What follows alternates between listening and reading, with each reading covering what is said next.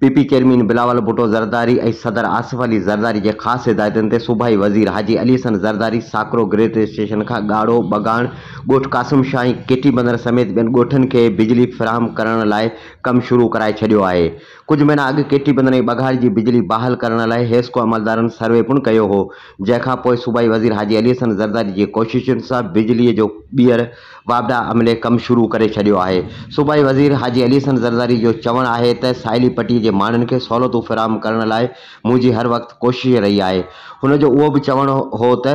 केटी बंदर जे तरक़ी शहीद राणी जो हिकु ख़्वाबु हो, जंहिं करे सदर आसिफ अली ज़रदारी ऐं पीपी चेयरमैन बिलावल भुट्टो ज़रदारी केटी बंदर जी तरक़ीअ में वधीक दिलचस्पी रखनि था। उहो ई सबबु आहे त असांजी उहा कोशिश रही आहे त केटी बंदर खे पीअण जे पाणी जी फ़राहमीअ खां पोइ बिजली ऐं रस्तनि जे कम खे यकीनी बनायो वञे त जीअं शहीद राणी जो ख़्वाबु पूरो थी सघे।